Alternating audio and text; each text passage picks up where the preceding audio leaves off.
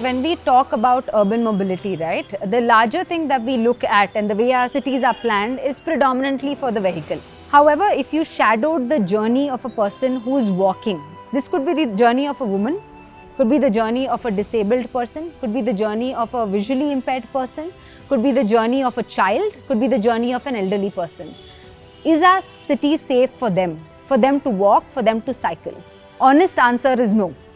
As planners, we come into wayfinding looking at legibility of cities, at how do you understand place? What are the layers of place? What are the different facets of it? The question sort of arose saying, who actually is making our city? And that's where we sort of found our space as urban planners at the community level.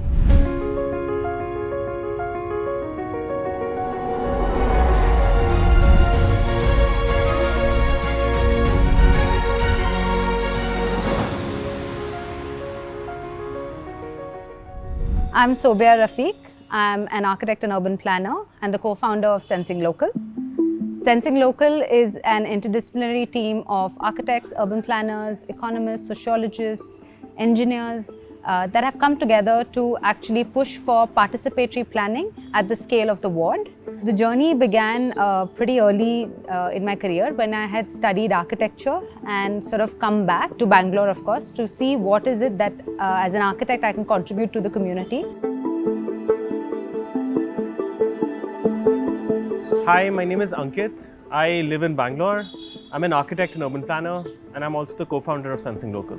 So we do a lot of innovative work in the field of urban planning and cross-sectioning with urban governance. The foundation, however, is focused towards how do you take all of this technical knowledge that is being developed in urban planning and really simplify and democratize this so that you can enable more and more people in the planning process of cities.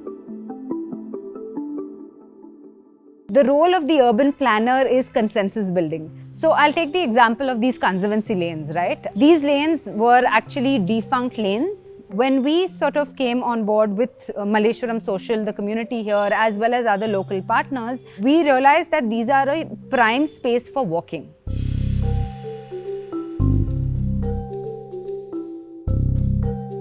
The proposal was built with citizens coming forth and saying that we want to make Malleshwaram walkable. It came in through the MLA office, the municipality actually sitting together and saying, yes, these are good spaces to take on board. And then budgets got translated. So when we come in as urban planners in a system to actually see how we can understand what the government is trying to do, contribute to it so that whatever gets implemented is not devoid of what the community wants, but actually integrates what the community also needs. So there's a lot of project making that can happen with the community.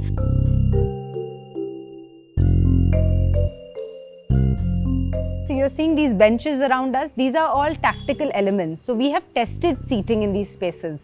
We are not plonking seating benches immediately. The artists that came in for this as well actually spoke to the residents. They had a conversation with people before they painted these walls. A lot of citizens actually came and helped them paint some of the walls.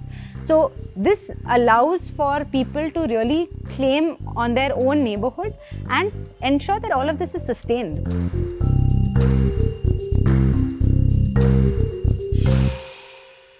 One of the recent wayfinding projects that we are doing is the placemaking and wayfinding project for the Bangalore Fort area.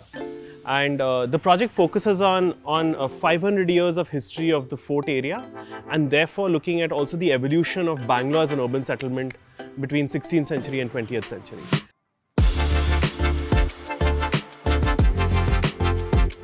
The wayfinding project was commissioned by BMRCL and DULT back in 2016 when the KR Market metro station was just about coming in. The metro would bring people that otherwise may not come into this area. And I think that was really the turning point, to understand that it would bring so many other diverse people to this area. So an important component of this project has been to make the historical, cultural information that's coming up in this project, whether it's text-based storytelling, it's maps, archival maps, pictures, paintings from back in the day. How do you make them accessible to persons with visual impairment?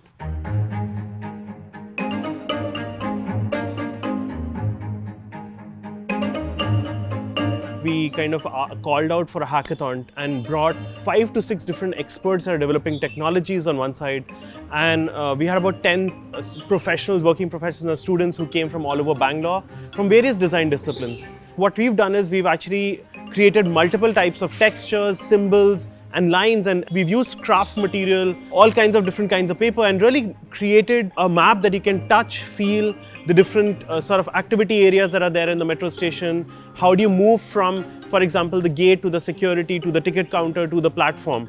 Now, this is a lot of information we take visual cues from, but actually for people who don't have that opportunity, we need to be conveying this information. So we're really trying to explore the wayfinding system as a multi-sensory system. 16th century Bangalore is envisioned as a safe and prosperous urban settlement. How do you get sound, tactility, and really integrate it into a uniform system that people can use? What we have noticed through our projects and our interventions is that we have been able to unlock, even reassign funds in a lot of cases to local projects that are far more impactful. So they may have assigned funds for roads, but the same funds for roads was translated into redoing the conservancy lanes, even though that was not in their original plan. It is only because a local plan opened up, the budget also opened up. So that's why we say that at the local level, there's a lot of conversation that can happen if you have the evidence and the data built to be able to unlock that fund. The impact that we are trying to chase is basically to see people actually co-opt and make their neighborhoods more livable. How a city enables both personal agency and collectiveness, a city that can do both would really thrive.